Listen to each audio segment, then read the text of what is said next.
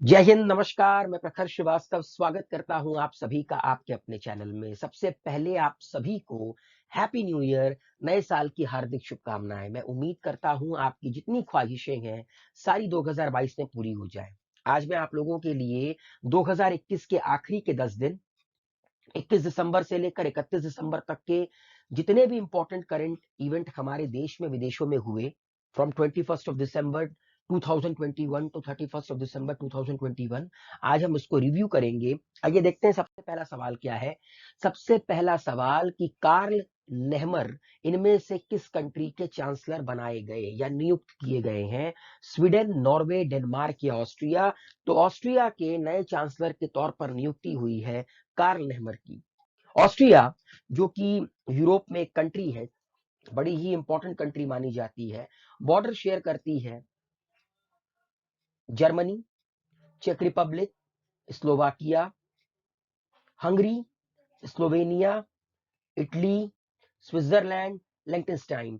इन countries के साथ Austria अपनी बॉर्डर शेयर करती है। ऑस्ट्रिया जिसकी कैपिटल है वियना और जिसकी करेंसी है यूरो। 1995 से ऑस्ट्रिया यूरोपियन यूनियन की मेंबर है। यूरोपियन यूनियन जिसका गठन हुआ सोवियत यूनियन के विघटन के बाद, मतलब जब सोवियत यूनियन का डिसइंटीग्रेशन हुआ उसके बाद 1992 में मैस्ट्रिक्ट ट्रीटी साइन कर यूरोपियन यूनियन बना, जिसके अंतर्गत आज कई सारी country, approximate 27 countries a part of European union, और उनकी करेंसी यूरो है।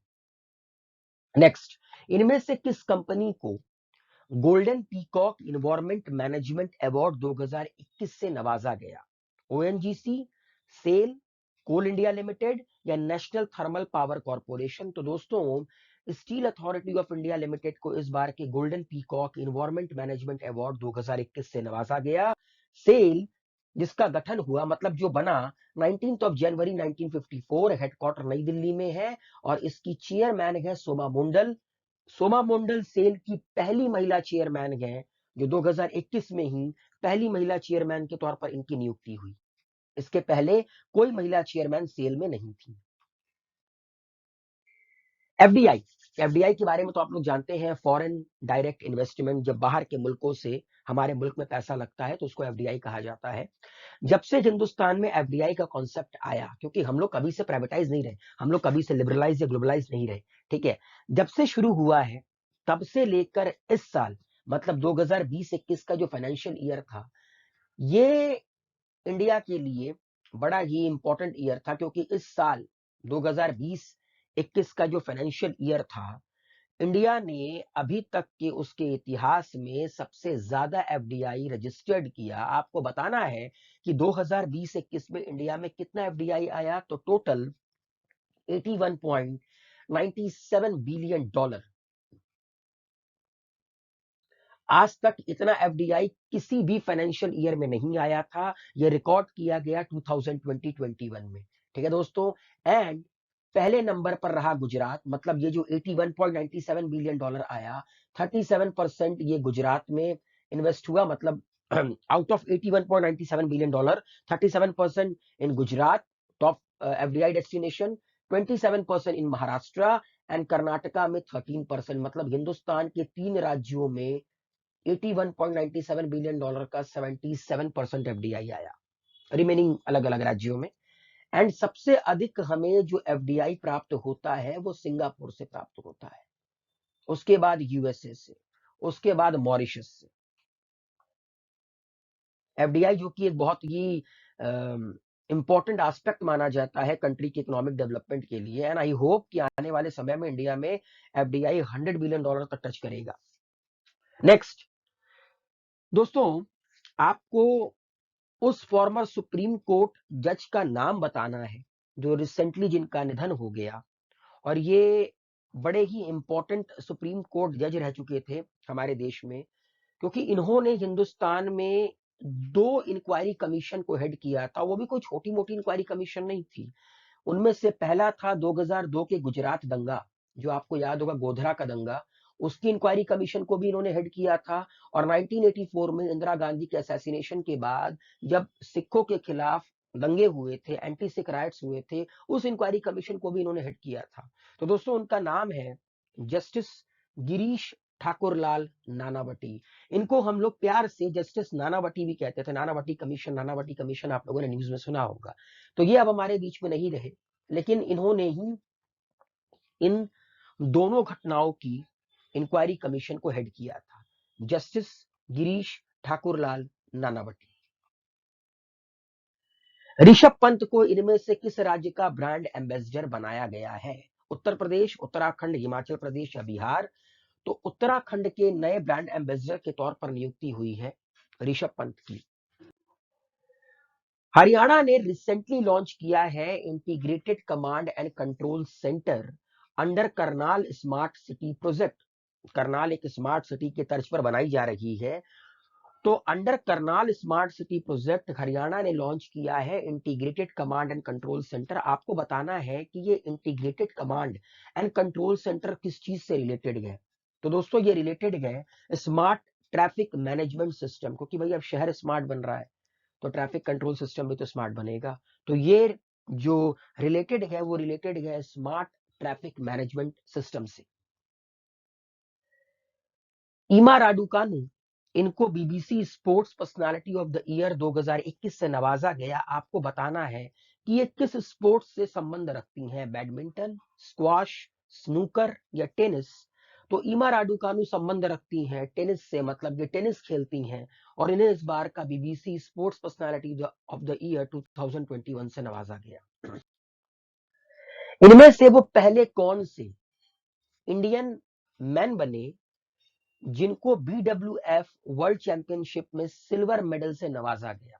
मतलब पहले भारतीय मर्द बने, या कह सकते हैं पहले भारतीय मैन स्पोर्ट्स पर्सन बने जिन्होंने BWF वर्ल्ड चैंपियनशिप में सिल्वर मेडल जीता। आपके ऑप्शन कुछ इस प्रकार से हैं: श्रीकांत किदम्बी, संदीप गुप्ता, वरुण कपूर या बी साई प्रणीत।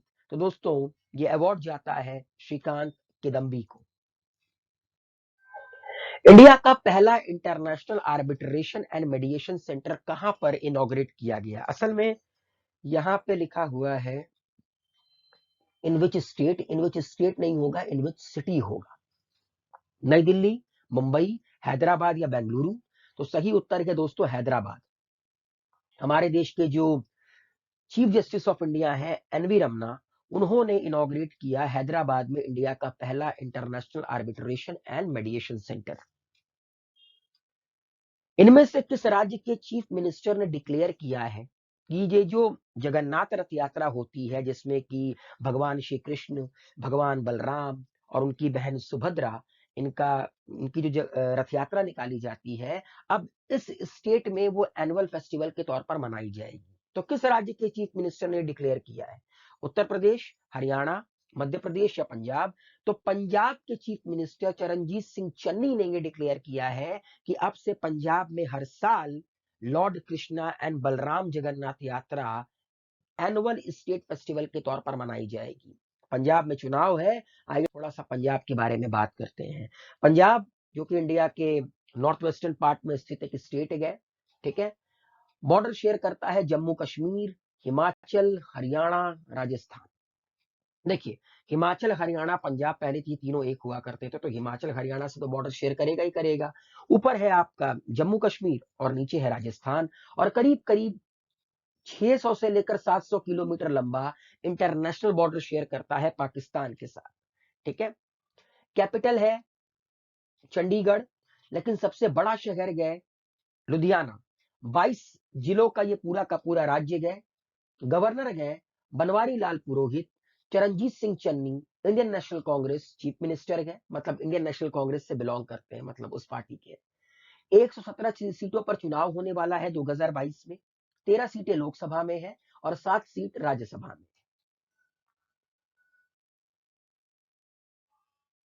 नेक्स्ट आगे बढ़ते हैं और देखते हैं अगला सवाल क्या है।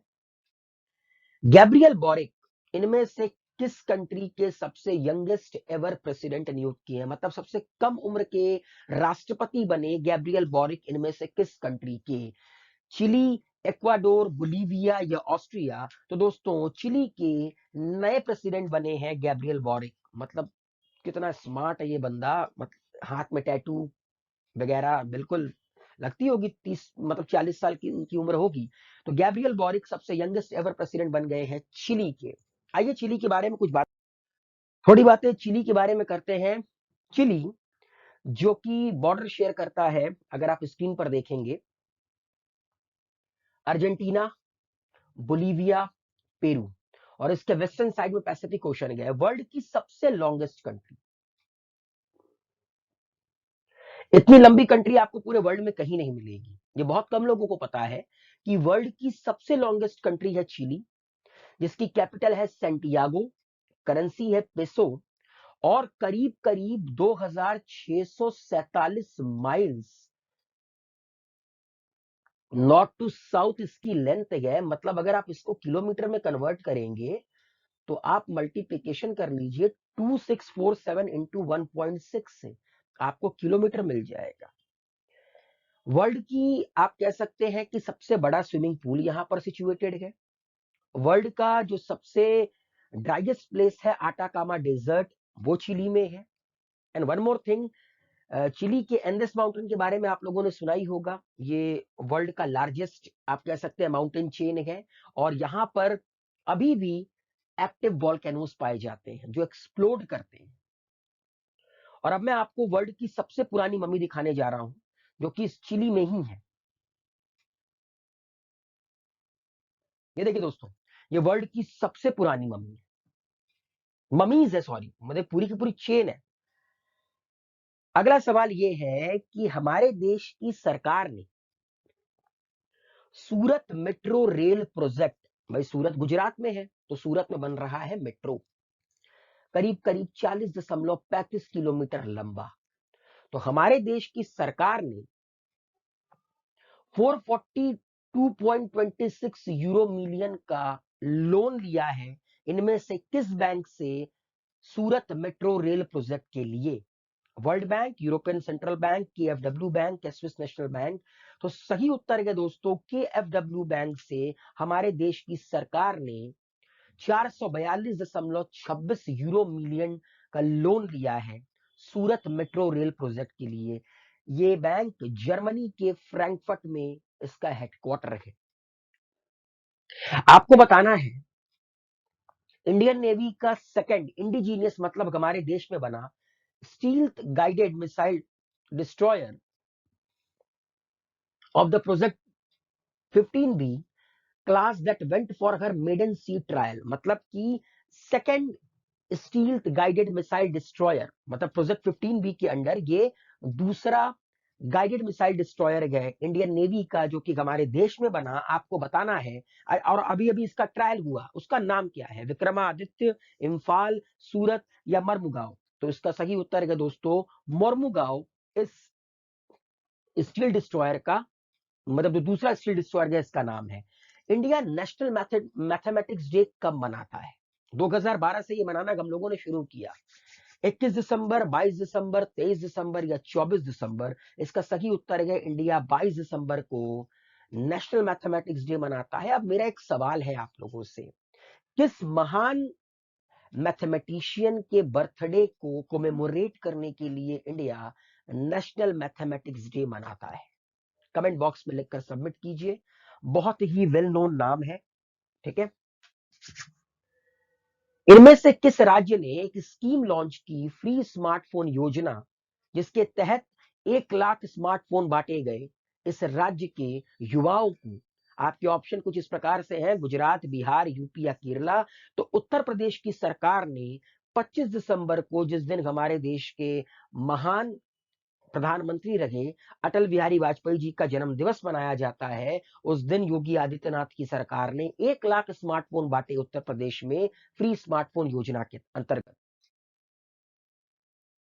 Senior Indian diplomat Pradeep Kumar Rawat, ये इंडिया के नेक्स्ट एम्बेसडर किस कंट्री के लिए नियुक्त किए गए हैं? बड़ा ही इंपॉर्टेंट सवाल है। इस कंट्री के साथ हमारा ना चोली दामन का रिश्ता है, मतलब हम लड़ते भी हैं, हम व्यापार भी करते हैं। तो सही उत्तर है दोस्तों चाइना। चाइना में इंडिया के नए डिप्लोमेट के तौर पर नियुक्ति हुई है प्रदीप कुमार रावत की। कमाल का इनका एक्सपीरियंस है चाइना के मैटर में। कई और सारी कंट्री में एज एन इंडियन डिप्लोमेट सर्व कर चुके हैं। एंड आई होप कि इनका जो एक्सपीरियंस है वो इंडिया के काफी काम आएगा डिप्लोमेटिकली चाइना को टैकल करने में। इनमें से आपको जैसा पता है कि 2022 में विंटर ओलंपिक्स होने वाला है बीजिंग में। कई सारी कंट्रीज ने बिकॉज ऑफ कोरोना वायरस, जिस तरह से चाइना ने पूरे वर्ल्ड को कोरोना वायरस मुफ्त में दिया है, एज अ गिफ्ट के तौर पर दिया है, कई सारी कंट्रीज ने, अमेरिका ने, कनाडा ने कह दिया है कि हम विंटर ओलंपिक्स में पार्टिसिपेट नहीं करेंगे मगर इंडिया पार्टिसिपेट करेगा।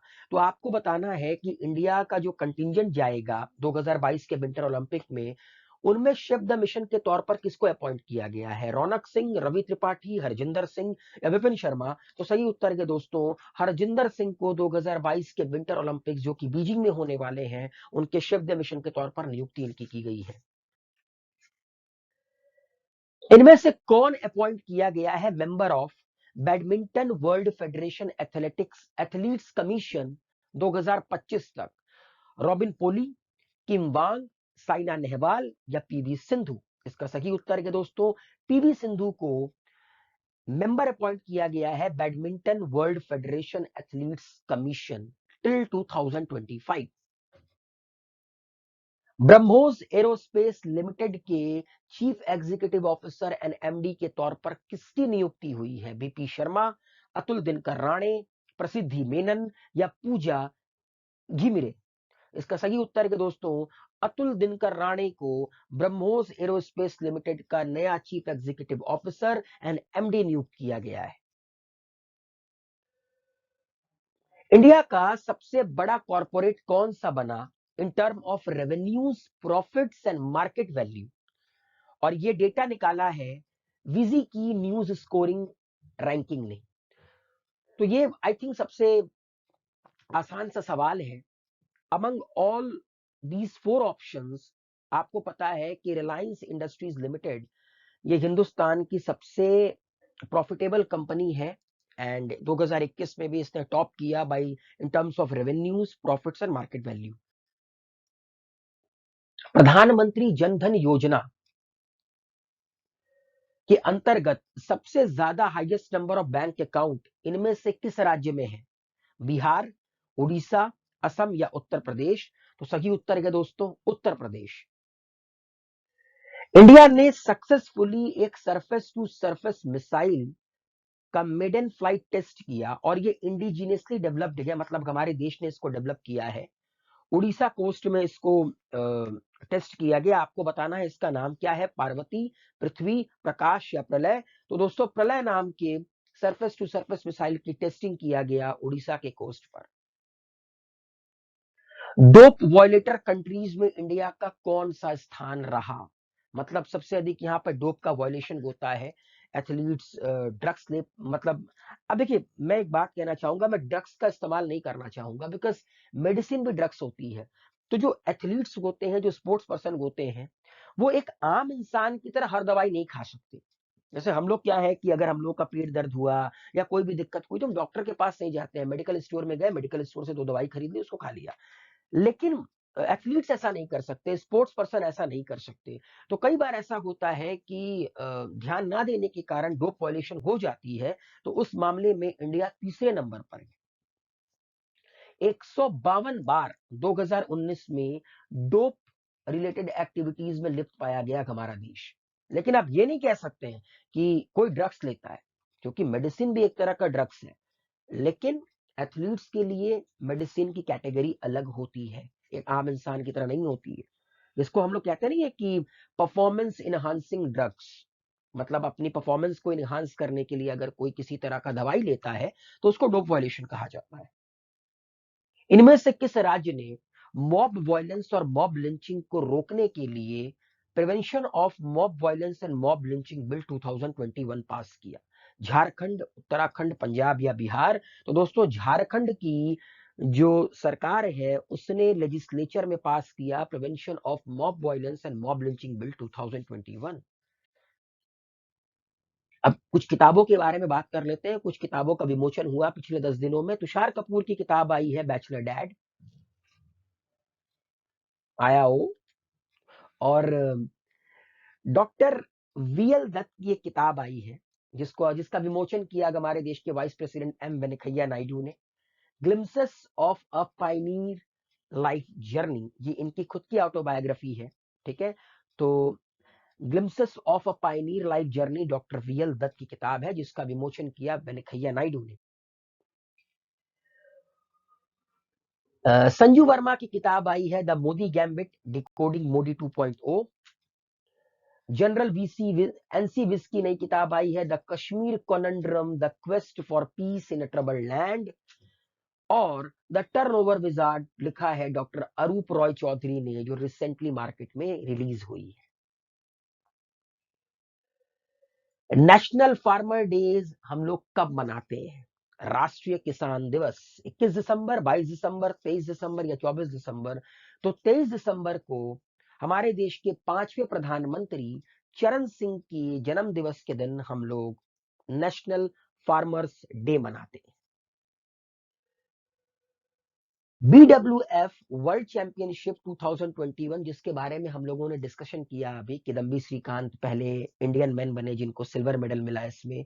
Women single title BWF world championship 2021 में किसने अपने नाम किया?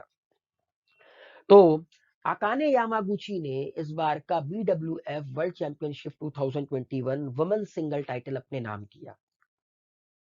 Chief minister of Orissa, Orissa के चीफ मिनिस्टर नवीन पटनायक ने उड़ीसा का सबसे लॉन्गेस्ट ब्रिज टी सेतु लॉन्च किया। आपको बताना है कि ये टी सेतु जो नवीन पटनायक ने लॉन्च किया, ये किस नदी के ऊपर बना हुआ है? महानदी, ब्राह्मणी, गोदावरी या ऋषिकुल्य?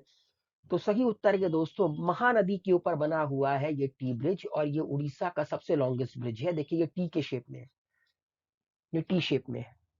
इसको इनॉग्रेट किया नवीन पटनायक ने। UN women's award for leadership commitment किसने जीता at 2021 regional Asia Pacific women's empowerment principles award ceremony? तो कुछ ज्यादा लंबा नहीं हो गया? ओके, दिव्या हेगड़े, रिजुला दास, अनीता देसाई या अरुंधति सुब्रमण्यम? तो सही उत्तर के दोस्तों, दिव्या हेगड़े ने UN women's award for leadership commitment अपने नाम किया।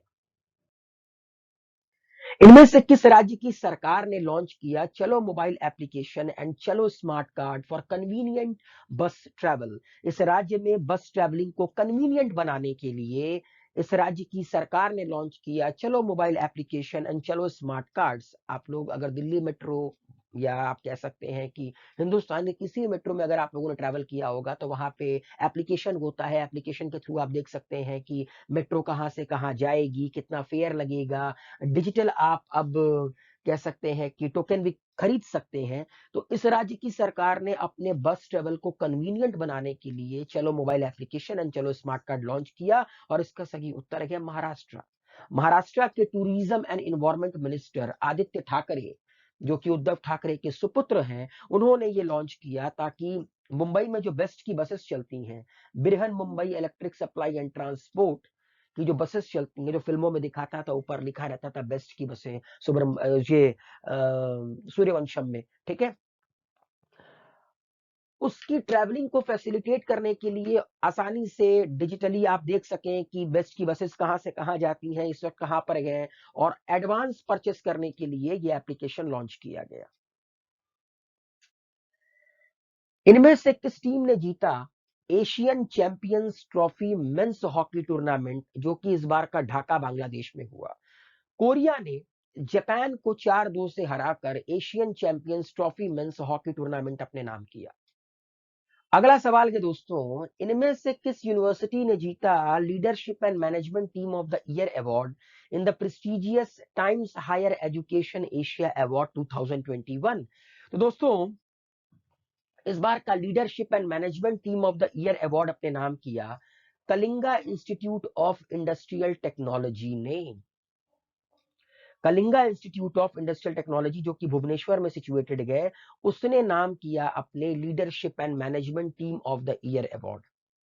अगला सवाल के दोस्तों, इनमें से किस विमेन टीम ने SAFF अंडर 19 वुमेन्स चैंपियनशिप अपने नाम किया इंडिया की वुमेन्स टीम को फाइनल में हराकर? बांग्लादेश की वुमेन टीम ने इंडिया की वुमेन टीम को फाइनल में हराकर SAFF अंडर 19 वुमेन्स चैंपियनशिप अपने नाम किया? इनमें से किसने जीता mother Teresa memorial award for the social justice 2021? Sushil Kumar, Vipin Tiwari, Saurabh Rawat या अनिल प्रकाश जोशी? तो अनिल प्रकाश जोशी ने इस बार का mother Teresa memorial award for social justice 2021 अपने नाम किया। नेशनल कंज्यूमर राइट डे हम लोग हर साल किस दिन मनाते हैं? तो नेशनल कंज्यूमर राइट डे हर साल हम लोग 24 दिसंबर को मनाते हैं। असल में इसी दिन 1986 में प्रेसिडेंट की मंजूरी मिली थी कंज्यूमर राइट एक्ट को, कंज्यूमर प्रोटेक्शन एक्ट को, और तभी से हम लोग हर दिन 24 दिसंबर को नेशनल कंज्यूमर राइट डे मनाते हैं। इनमें से वो पहली कौन सी इंडियन बनी जिन्होंने यूएस जूनियर स्क्वाश ओपन अपने नाम किया? ये स्क्रीन पर उनकी फोटो आपको नजर आ रही है। सौरभ घोषाल, अनाहत सिंह, ऋत्विक भट्टाचार्य या विक्रम मल्होत्रा? दिल्ली की रहने वाली अनाहत सिंह ने ये पहली हिंदुस्तानी बनी, पहली इंडियन बनी जिन्होंने prestigious US junior squash open अपने नाम किया। इंडियन एयरफोर्स ने अपना पहला स्क्वाड्रन किसका S-400 air defence missile system जो हम लोगों ने रशिया से खरीदा है, वो हिंदुस्तान के किस सेक्टर में, मतलब ले तो लिया हम लोगों ने रशिया से, अब हिंदुस्तान के किस सेक्टर में इसकी तैनाती की गई है पहले स्क्वाड्रन की? पंजाब, राजस्थान, हिमाचल या उत्तराखंड? तो पंजाब में because of China and Pakistan threat हम लोगों ने अपना S-400 air defence missile system तैनात किया है जो हम लोगों ने रशिया से खरीदा है। इनमें से किस यूनिवर्सिटी ने जीता digital innovation of the year award in the Asia awards 2021? तो दोस्तों ओपी जिंदल ग्लोबल यूनिवर्सिटी ने digital innovation of the year का अवार्ड जीता द एशिया अवार्ड्स 2021 में। According to the Hurun research institute report, adding how many unicorns in a single year has helped India to displace UK from third position?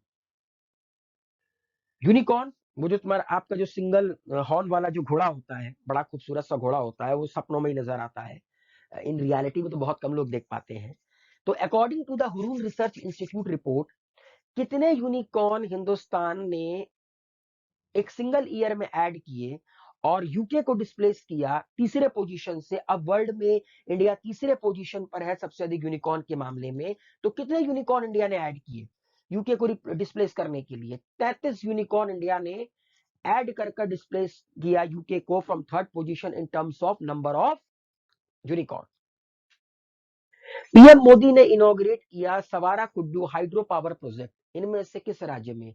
7 साल से यह project अटका पड़ा था हिमाचल प्रदेश के शिमला शहर में। Sawra Kuddu hydro power project 111 megawatt का ये प्रोजेक्ट है, इसकी पहली यूनिट जो कि इनॉग्रेट की गई। अप्रैल से ये शिमला शहर को बिजली देना शुरू कर देगी। इनमें से किस राज्य के चीफ मिनिस्टर ने लॉन्च किया कौशल रोजगार निगम पोर्टल? हरियाणा, बिहार, राजस्थान या असम? तो हरियाणा के चीफ मिनिस्टर ने इनॉग्रेट किया हरियाणा कौशल रोजगार निगम पोर्टल। इनमें से कौन सा राज्य पहले नंबर पर रहा श्यामा प्रसाद मुखर्जी रर्बन मिशन के इंप्लीमेंटेशन में? मतलब सबसे बेहतरीन तरीके से इस राज्य में इस मिशन को इंप्लीमेंट किया गया, लागू किया गया सबसे बेहतर तरीके से श्यामा प्रसाद मुखर्जी रर्बन मिशन। इसको अर्बन मत पढ़िएगा बिकॉज ये रूरल प्लस अर्बन को मिलाकर बना है, रूरल प्लस अर्बन को मिलाकर बना है रर्बन मिशन। तो आपके ऑप्शन कुछ इस प्रकार से है, बिहार, असम, तमिलनाडु या तेलंगाना? इसका सही उत्तर है तेलंगाना पहले नंबर पर रहा in the implementation of Shyama Prasad Mukherjee rurban mission. आइए थोड़ी बातें तेलंगाना के बारे में भी कर लेते हैं। देखिए दोस्तों, जैसा कि आप लोगों को पता है कि एक वक्त में तेलंगाना और आंध्रा एक थे, ठीक है। अब तेलंगाना बॉर्डर शेयर करता है आंध्रा के साथ, उड़ीसा, छत्तीसगढ़, महाराष्ट्र और कर्नाटका। 2 जून 2014 को तेलंगाना बनकर तैयार हुआ, आंध्र प्रदेश से कटकर अलग हुआ। हैदराबाद इसकी कैपिटल है और सबसे बड़ी सिटी है। 33 जिलों का ये पूरा का पूरा राज्य है। तमिलसाई सुंदराजन इसके गवर्नर हैं और चीफ मिनिस्टर हैं के Chandrashekhar Rao. By cameral legislature है, विधानसभा में 119 सीटें हैं, 40 सीटें आपके विधान परिषद में है, 7 सीट राज्यसभा में, 17 सीट लोकसभा में। अब थोड़ा बात करेंगे कि श्यामा प्रसाद मुखर्जी अर्बन मिशन है क्या। देखो दोस्तों, 2016 में मिनिस्ट्री ऑफ रूरल डेवलपमेंट ने इस स्कीम को लॉन्च किया था और ये scheme totally centrally sponsored scheme है, मतलब पूरा पैसा इस स्कीम के अंतर्गत सेंट्रल गवर्नमेंट लगाती है। ठीक है, to deliver integrated project infrastructure in the rural area. आप लोगों को एक आंकड़ा बताना चाहता हूं, 70% भारत आज भी गांव में रहता है, उनमें से भी 50% एग्रीकल्चर सेक्टर कर कर अपना पेट भरता है। तो अगर किसी को यह लगता है कि एक दिल्ली, एक मुंबई, एक बेंगलोर में सारी सुविधाएं दे देने से हिंदुस्तान विश्व पटल पर अपने आप को बेहतर बना सकता है, तो ये पॉसिबल नहीं है, बिकॉज मेजॉरिटी आपकी गांव में रहती है। एंड जब तक आप रूरल एरिया में वो फैसिलिटीज प्रोवाइड नहीं करोगे जो अर्बन एरियाज में है, तब तक हिंदुस्तान डेवलप नहीं हो सकता। ठीक है, अगर हिंदुस्तान को डेवलप करना है तो आपको हिंदुस्तान के गांव से शुरुआत करनी पड़ेगी, बिकॉज आज भी हिंदुस्तान गांव में जीता है। हिंदुस्तान की शान, आन और बान, ये तीनों यहाँ के गांव हैं। तो ये जो श्यामा प्रसाद मुखर्जी अर्बन मिशन गए, वो ये मिशन गए कि जो अर्बन एरियाज में एम्यूनिटीज हैं, जो सुविधाएं हैं, वो रूरल एरियाज में प्रोवाइड किया जाए।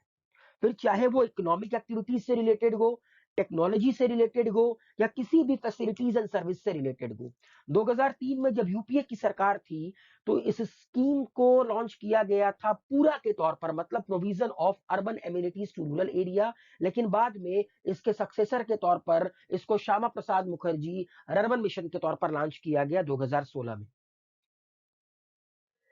तो इसका सबसे बेहतरीन इंप्लीमेंटेशन किसने किया है? तेलंगाना में। अगला सवाल, इनमें से किस कंट्री ने एक मिनी बस लाइक वर्ल्ड का पहला डुअल मोड व्हीकल लॉन्च किया है, जो रोड पर भी चल सकता है, ट्रैक पर भी चल सकता है? तो दोस्तों, इसका सही उत्तर है जापान। जापान, जो कि कहीं ना कहीं टेक्नोलॉजी के मामले में कई सारे मुल्कों से बहुत आगे है, अक्सर चौकन्ना करता है अपनी टेक्नोलॉजी से पूरे विश्व को, और फिर से इसने एक बार चौकन्ना किया है पूरे विश्व को। जापान ने लॉन्च किया है वर्ल्ड का पहला डुअल मोड व्हीकल, जो रोड पर भी चल सकता है और सड़क पर भी चल सकता है, सॉरी ट्रैक पर भी चल सकता है। देख रहे हैं, ये गाड़ी अभी तक रोड पर खड़ी है, फिर ट्रैक पर चलने लगी। डीआरडीओ ने इनमें से किस कंपनी को सेलेक्ट किया है और हैंड ओवर किया है technology of border surveillance system? Border surveillance system के लिए, बॉर्डर के सर्विलांस के लिए जो टेक्नोलॉजी इस्तेमाल होती है, उसकी देख रेख के लिए डीआरडीओ ने इसमें से किस कंपनी को सेलेक्ट किया और सारा का सारा जो border surveillance technology, border surveillance system की टेक्नोलॉजी को हैंडओवर किया है? सही उत्तर है दोस्तों, नवी मुंबई की एक कंपनी है पारस डिफेंस एंड स्पेस टेक्नोलॉजीज, उन्हें डीआरडीओ ने सेलेक्ट किया है और हैंड ओवर किया है बॉर्डर सर्विलांस सिस्टम की टेक्नोलॉजी को। विक्रम मिश्री इनमें से किस डेजिग्नेशन से लोकेटेड है, सॉरी मतलब एसोसिएटेड है? Attorney general, solicitor general, chief of staff committee, या deputy NSA national security adviser? तो दोस्तों, विक्रम मिश्री हमारे देश के नए डिप्टी एनएसए बने हैं। चाइना एक्सपर्ट कहा जाता है, कमाल का इनका रिकॉर्ड रहा है चाइना के साथ डील करने का डिप्लोमेटिकली। ठीक है, और नेशनल सिक्योरिटी एडवाइजर, जैसा कि आप लोगों को पता है, अजीत डोवल साहब है, और डिप्टी एनएसए के तौर पर नियुक्ति हुई है विक्रम मिश्री साहब की। नेक्स्ट सवाल, इनमें से किसको director general of forest and special secretary नियुक्त किया गया है इन ministry of environment, forest and climate change? तो दोस्तों, चंद्र प्रकाश गोयल को अपॉइंट किया गया है director general of forest and special secretary in ministry of environment, forest and climate change. हमारे देश के यशस्वी प्रधानमंत्री नरेंद्र मोदी, इन्होंने लॉन्च किया blockchain based digital degree. Digital degree इन्होंने इनमें से किस आईआईटी में जाकर उनके कॉन्वोकेशन में जो स्टूडेंट्स थे उनको डिजिटल डिग्री दी? तो दोस्तों आईआईटी कानपुर के 54वें कॉन्वोकेशन में हमारे देश के प्रधानमंत्री नरेंद्र मोदी ने लॉन्च किया ब्लॉकचेन बेस्ड डिजिटल डिग्री। और इसके बाद ये कानपुर में और भी कई सारी प्रोजेक्ट का इन्होंने शिलान्यास किया। कानपुर मेट्रो को इन्होंने इनॉग्रेट किया। तो याद रखिएगा कि जो ब्लॉकचेन बेस्ड डिजिटल डिग्री है उसका इनॉग्रेशन नरेंद्र मोदी जी ने किया आईआईटी कानपुर में। इनमें से किस स्टेट ने टॉप किया नीति आयोग के स्टेट हेल्थ इंडेक्स 2019-20 में? और आपको बताना है ये लार्जर स्टेट की कैटेगरी में इसने टॉप किया है। तो सही उत्तर के दोस्तों केरला ने टॉप किया है in the NITI Aayog fourth edition of the state health index for 2019-20। पहले नंबर पर रहा केरला, दूसरे नंबर पर तमिलनाडु और तीसरे नंबर पर तेलंगाना। नाउ क्वेश्चन में थोड़ा चेंज। अब स्मॉलर स्टेट्स के बारे में पूछ रखा गया। तो स्मॉलर स्टेट्स में किसने टॉप किया? मेघालय, मिजोरम, त्रिपुरा या असम में? तो दोस्तों मिजोरम पहले नंबर पर रहा, त्रिपुरा दूसरे नंबर पर रहा और सिक्किम तीसरे नंबर पर रहा state health index 2019-20 smaller states category में। आइए थोड़ा सा मिजोरम के बारे में बात करते हैं। मिजोरम जो कि नॉर्थ ईस्ट की एक छोटी सी स्टेट है, बॉर्डर शेयर करता है मणिपुर, असम और त्रिपुरा के साथ। मिजोरम 21 जनवरी 1972 को भारत का यूनियन टेरिटरी बना और 1987 20 फेब को यह भारत का नया राज्य बना। एजवाल इसकी कैपिटल है, सबसे बड़ा शहर है, 11 जिलों का ये पूरा का पूरा शहर है। ठीक है। खंबापति हरिबाबू इसके गवर्नर है और चीफ मिनिस्टर है Zoramthanga.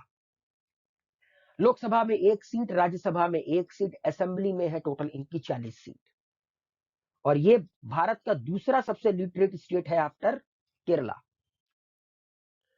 Armed force special power act को हटाने की मांग उठी है नागालैंड में और इसके लिए सरकार ने एक कमिटी बनाई है 5 मेंबर्स की। आपको बताना है इस कमिटी को हेड कौन करेगा और जो इस पूरे के पूरे मुद्दे को, नागालैंड में भी कुछ दिन पहले बवाल हुआ और फिर नागालैंड की सरकार ने कहा है सेंट्रल गवर्नमेंट से कि arm force special power act वहां से हटा दी जाए।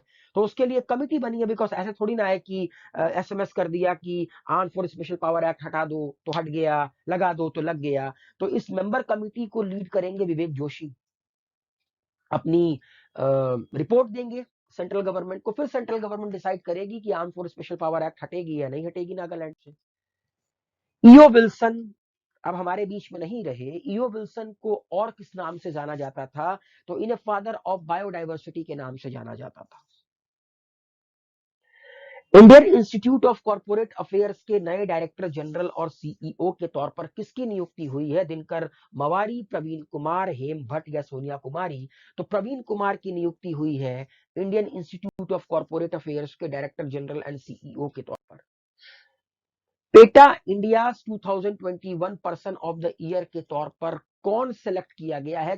किसको PETA India 2021 person of the year चुना गया है? आलिया भट्ट, अनुष्का शर्मा, जैकलिन फर्नांडिस या आर माधवन? तो इसका सही उत्तर है दोस्तों आलिया भट्ट। इनमें से किस राज्य के चीफ मिनिस्टर ने पब्लिक प्लेसेस में, या आप कह सकते हैं पब्लिक के अमंग, कपड़े के बैग को प्रमोट करने के लिए और प्लास्टिक के बैग को डिस्करेज करने के लिए, डिमोट करने के लिए एक स्कीम लॉन्च किया है मिनिदम मंजा मंजपाई? अब हो सकता है कि मेरी प्रोनाउंसिएशन गलत हो क्योंकि ये थोड़ा सा साउथ इंडियन लैंग्वेज है। ठीक है, तमिल लैंग्वेज है। तो इसको लॉन्च किया है तमिलनाडु के चीफ मिनिस्टर ने, ताकि लोगों के अमंग जो प्लास्टिक का बैग है उसका क्रेज खत्म हो और कपड़े के बैग का जो क्रेज है वो बढ़े। गुड गवर्नेंस इंडेक्स 2021 में किस राज्य ने टॉप किया? तमिलनाडु, कर्नाटका, उत्तर प्रदेश या गुजरात? तो गुजरात ने टॉप किया है गुड गवर्नेंस इंडेक्स 2021 में। ठीक है, गुड गवर्नेंस इंडेक्स 25 दिसंबर, जिस दिन हम लोग गुड गवर्नेंस डे मनाते हैं, उस दिन लॉन्च किया यूनियन मिनिस्टर अमित शाह ने, जो हमारे देश के होम मिनिस्टर हैं। ठीक है, इसको प्रिपेयर किसने किया? Department of administration reforms and the public grievances. ठीक है, 10 सेक्टर को और 58 इंडिकेटर्स को दिमाग में रखकर ये पूरा का पूरा रैंकिंग तैयार की गई। गुजरात ने टॉप किया है, उसके बाद महाराष्ट्र, उसके बाद गोवा, और सबसे ज्यादा इंक्रीमेंटल ग्रोथ, सबसे बेहतर ग्रोथ अगर किसी राज्य की रही तो वो उत्तर प्रदेश की रही। पिछले के मुकाबले 8.9% ग्रोथ किया है उत्तर प्रदेश ने। तो याद रखिएगा, पहले नंबर पर गुजरात, दूसरे नंबर पर महाराष्ट्र, तीसरे नंबर पर गोवा, और सबसे खतरनाक इंक्रीमेंटल ग्रोथ किसकी हुई है? उत्तर प्रदेश की। आइए थोड़ा गुजरात के बारे में बात करें। गुजरात जो कि बॉर्डर शेयर करता है राजस्थान के साथ, मध्य प्रदेश के साथ, महाराष्ट्र के साथ, ठीक है। गुजरात की कैपिटल है गांधीनगर, सबसे बड़ा शहर है अहमदाबाद।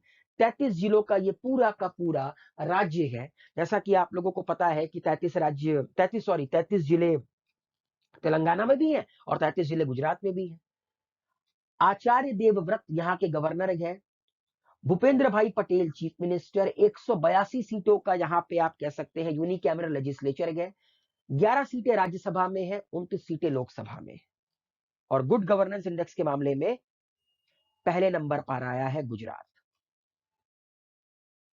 इनमें से किसको नवाजा गया global environment and climate action award 2021? Vinod Kumar Rana, viral Sudhir भाई देसाई, सौरभ सिंह या विक्रम शर्मा? तो सही उत्तर के दोस्तों, वायरल सुधीर भाई देसाई को global environment and climate action citizen award 2021 से नवाजा गया। Which of the following nation has appointed? इनमें से किस नेशन ने अपॉइंट किया है इंडियन ओरिजिन जज नरेंद्रन जोडी कोलापेन? इस देश की हाईएस्ट जुडिशियल बेंच में इनकी नियुक्ति हुई है। किसकी? नरेंद्रन जोडी कोलापेन की। तो वो कौन सा देश है जिसने एक इंडियन ओरिजिन को अपने सबसे हाईएस्ट जुडिशियल बेंच में नियुक्त किया है? ऑस्ट्रेलिया, यूएसए, यूके या साउथ अफ्रीका? सही उत्तर है दोस्तों साउथ अफ्रीका। ये है नरेंद्रन जोडी कोलापेन, जो कि एक इंडियन ओरिजिन है और इनको साउथ अफ्रीका की सबसे हाईएस्ट जुडिशियल बेंच में अपॉइंट किया गया है। साउथ अफ्रीका के बारे में कुछ बातें करते हैं। साउथ अफ्रीका जो कि अफ्रीका कॉन्टिनेंट में पड़ता है, बॉर्डर शेयर करता है किसके किसके साथ?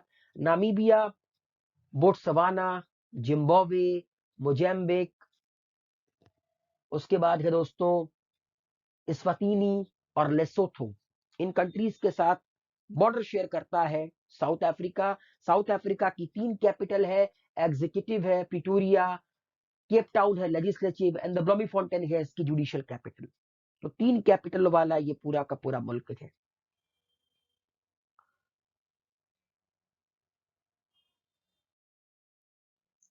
इनमें से किस क्रिकेट टीम ने अपना सबसे पहला विजय हजारे ट्रॉफी अपने नाम किया? 2021 का विजय हजारे ट्रॉफी जीतकर ये मतलब इस टीम ने पहला विजय हजारे ट्रॉफी अपने नाम किया। गुजरात, कर्नाटका, तमिलनाडु या हिमाचल प्रदेश?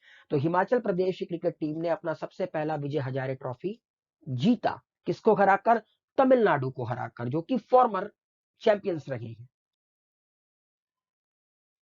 हिमाचल प्रदेश बड़ा ही खूबसूरत राज्य, बॉर्डर शेयर करता है जम्मू, पंजाब, उत्तराखंड और हरियाणा के साथ, ठीक है।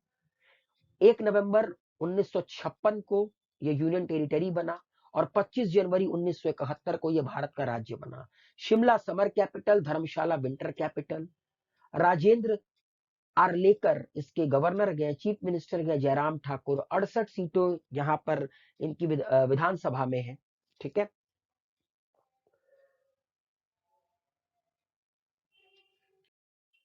नेशनल बिलियर्ड्स टाइटल 2021 किसने अपने नाम किया? ये तो बहुत सिंपल सा सवाल है। पंकज आडवाणी इस खेल के माहिर गए और नेशनल बिलियर्ड्स 2021 का टाइटल इन्होंने अपने नाम किया।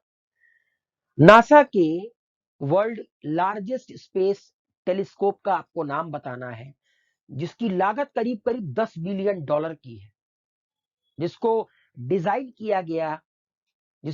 किया गया था to capture the first glimpse of the universe just shortly after the big bang. Big bang theory होने के बाद यूनिवर्स के पहले ग्लिम्स को कैप्चर करने के लिए नासा ने इसको बनाया था। इसका सही उत्तर है दोस्तों जेम्स वेब स्पेस टेलीस्कोप। ये जो स्क्रीन पर आपको नजर आ रखा है, $10 बिलियन का ये पूरा का पूरा टेलीस्कोप बनकर तैयार किया गया था नासा के द्वारा। इंटरनेशनल ऑटोमोबाइल फेडरेशन के नए प्रेसिडेंट के तौर पर किसकी नियुक्ति हुई है? तो मोहम्मद बिन सुलाइम की इंटरनेशनल ऑटोमोबाइल फेडरेशन के प्रेसिडेंट के तौर पर नियुक्ति हुई। इनमें से किसने जीता Sushila Devi award 2021 for the best book of fiction by a women author? Namita Gokhale, Shubhangi Swarup, Anukriti Upadhyay या अवनी दोषी? अनुकृति उपाध्याय ने सुशीला देवी अवार्ड 2021 अपने नाम किया। फाइनेंस इंडस्ट्री डेवलपमेंट काउंसिल के को चेयरमैन के तौर पर किसकी नियुक्ति हुई है? संजय चमरिया, दीनानाथ दुभाषी, राजीव आहूजा या कमलेश गांधी? तो इसका सही उत्तर है दोस्तों, कमलेश गांधी की नियुक्ति हुई है फाइनेंस इंडस्ट्री डेवलपमेंट काउंसिल के को चेयरमैन के तौर पर। इनमें से किस संस्था ने लॉन्च किया एक contemporary messaging application named ASIGMA? Indian Army, Indian Navy, Indian air force या बॉर्डर सिक्योरिटी फोर्सेस? तो दोस्तों इंडियन आर्मी ने लॉन्च किया एक मैसेजिंग एप्लीकेशन जिसका नाम है ASIGMA, army secure indigenous messaging application. इनमें से किसने जीता bronze medal at International Ski Federation alpine skiing competition 2021?